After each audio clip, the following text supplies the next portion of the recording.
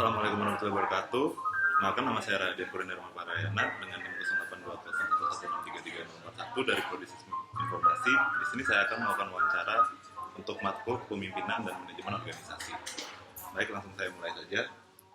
Kalau boleh tahu, ini Anda siapa ya? Oke, kenalkan diri dulu ya. Iya, perkenalan. Oke, nama aku Khairul Umam, biasa dipanggil Umam. Di sini aku sebagai manajer sama dari founder dari Barat Timur. Dari awal buka sampai sekarang, aku bantu buat manage sama ngarahin masalah operasional sama visi dari perusahaan. Oke. Langsung ke pertanyaan selanjutnya aja ya. Apa sih identitas dari perusahaan yang Anda pimpin ini dan menjabat sebagai apa? Oke, jadi aku dari awal founder di sini aku menjabat sebagai manajer sih sebenarnya. Tapi merangkap banyak hal di sini juga karena perusahaan kecil ya. Jadi kita nggak cuma ngurusin operasional, tapi juga ngurusin masalah SDM juga, HR gimana, terus masalah operasional kayak bar standarnya kayak gimana, kita bikin menu gimana, menu development, juga purchasing sama administratif juga gitu. Karena kita kan dari awal belum jadi apa-apa sampai sekarang kan itu yang ngembangin dari awal tuh aku sama timku. Oke. Terus emang fokusnya kita di sini dari Barat Timur Coffee ini sebagai kedai kopi specialty sama eksperimental. Oke. Kalau untuk pertanyaan selanjutnya, gimana sih track record Anda sehingga bisa menjadi pemimpin yang berhasil gitu? Kalau masalah kepemimpinan sih aku dari SMA dulu aku sering ikut organisasi kayak OSIS MPK gitu, terus ikut kepanitiaan tuh pasti, terus jadi kepala bidang. Waktu aku masuk kuliah aku sempat jadi ketua ospek juga 2 tahun, terus di tahun berikutnya aku jadi ketua UKM seni. Itu aku mulai mengasah sih kepemimpinan gimana, cara nge-manage orang gimana. Oke. Pertanyaan selanjutnya, bisa menjelaskan nggak ke profil singkat dari perusahaan ini? Oke, jadi Barat Timur Coffee ini kita udah dari tahun 2018, jadi itu udah jalan tahun keempat kita gitu. Jadi kita beroperasional di Malang, khususnya di arah specialty coffee. Buat yang belum tahu specialty coffee apa, itu sebenarnya kan coffee ini grade-nya macam-macam tuh. Yeah. Nah, kalau specialty coffee ini kita khusus di kopi yang grade-nya itu punya nilai 80 ke atas gitu. Jadi yang punya grade bagus dan developernya ikutin sama era yang sekarang, yang like terus rasanya yang lebih ke asam manis gitu, sama lebih ke eksperimental sih gitu. Oke. Untuk pertanyaan selanjutnya, kan bisa dibilang 2020 kemarin kan karena efek pandemi itu impact-nya pasti besar lah ya untuk perusahaan. Nah, dampaknya apa sih ke Barat Timur ini? Sebenarnya gede banget sih. Paling ngaruh itu kita ke general cash flow yang harusnya kita itu bisa BEP di lebih cepat. Karena ada pandemi kayak gini kita jadi delay gitu masalah manajemen cash flow-nya, karena kan trafficnya nggak bakalan bisa sekencang waktu kita sebelum pandemi gitu. Menurunnya bisa sampai 60-70% dari sebelum pandemi. Makanya itu juga menuntut kita buat bisa endure selama pandemi dan sampai selesai itu dengan cara gimana ya, kita atur SDM-nya, operasional kita atur lagi, kita nge-manage lagi masalah menurut sahabat aku yang kita evaluasi lagi, apa yang bisa kita cut, apa yang bisa kita maksimalkan lagi, sistemnya kita ubah lagi. Oke. Karena pandemi itu tindakan apa sih yang dilakukan selain hal-hal yang tadi udah disebutin itu? Mungkin ada tindakan-tindakan lain? Yang jelas aku evakuasi dari operasional yang sebelumnya. Di tempat yang pertama itu kan kita operational cost-nya itu mahal di tempat gitu.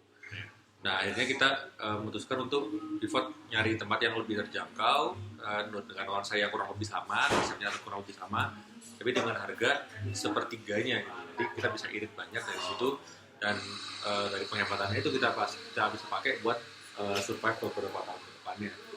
Oke. Belajar dari kejadian pandemi kemarin, apa saja sih hal yang harus menjadi perhatian baik sebagai perusahaan? Yang jelas fundamentalnya dulu yang perlu diawasi sih. Jadi kayak misalnya nih kita ada namanya ROE, kapitalnya gimana, maksudnya nilai value-nya kita gimana, terus gimana cara perusahaan biar bisa endure sama kondisi-kondisi yang tak terduga kayak kemarin kayak gitu. Itu salah satunya mengatur kas sih.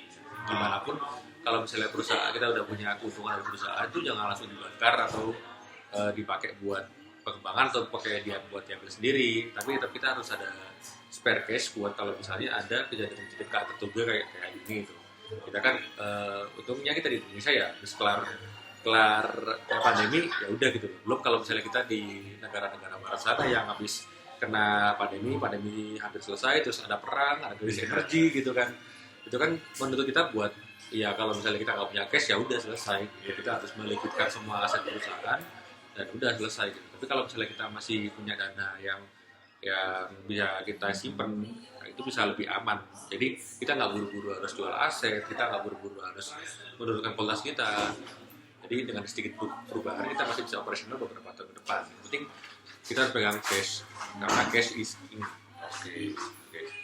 Lalu untuk pertanyaan selanjutnya, belajar dari kejadian pandemi kemarin, pertanyaan mirip-mirip sih, tapi sebagai individu itu apa yang harus menjadi perhatian? Tetap sih, kalau dari kemarin tuh aku menyadari kalau perlindungan sama kesehatan itu yang nggak ternilai sih. Jadi selama aku pandemi kemarin aku sempat kena COVID 2 kali. Oh sering ya? Sering. Saya coba dua-duanya itu, Delta sama Omicron. Okay. Saya review itu. Jadi dari 2 kali aku kena COVID itu aku ngerasain banget kalau kehilangan waktu 2 minggu itu mahal gitu.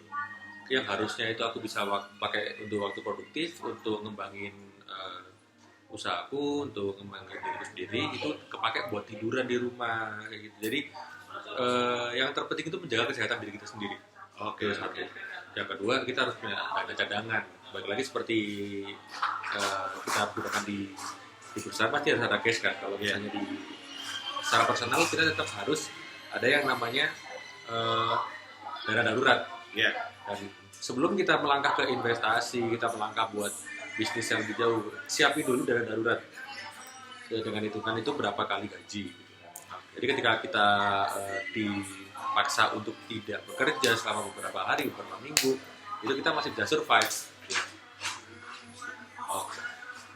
Nah ini kita udah sampai ke pertanyaan terakhir, bukan pertanyaan sih, lebih tepatnya kayak apa sih yang bisa dikasih untuk mahasiswa ini? Saran apa yang bisa dikasih untuk mahasiswa untuk menjadi sukses menghadapi era yang nggak jelas ini? Oke. Jadi yang pertama itu aku selalu tekankan ke teman-teman yang masih muda ya, karena aku juga pernah muda sampai sekarang juga masih muda. Itu selalu fokus ke investasi dari leher ke atas. Maksudnya itu investasi ke mindset. Terus banyakin hard skill, soft skill itu diasah terus. Masalah mental, kalau misalnya kita udah misalnya mulai bisnis di umur 25 terus kemudian bangkrut ya. Berarti kan kita udah ada pengalaman bangkrut di usia 25 gitu. Jangan sampai di usia 30 ke atas kita masih mengalami kebangkrutan kayak gitu. Jadi coba kalau misalnya kita fail, ya kita fail lebih awal, kita belajar lebih awal gitu. Jadi jangan sampai kita takut buat mencoba, mumpung masih muda, gunakan itu untuk banyak mencoba, banyak kegagalan. Ketika nanti kita udah di usia yang lebih lanjut, kita bisa menuai apa yang kita tanamkan itu dari awal. Oke. Ya sepertinya sekian saja untuk wawancara hari ini. Terima kasih atas waktunya. Terima kasih Mas. Sekian wawancara hari ini. Saya tutup. Assalamualaikum warahmatullahi wabarakatuh.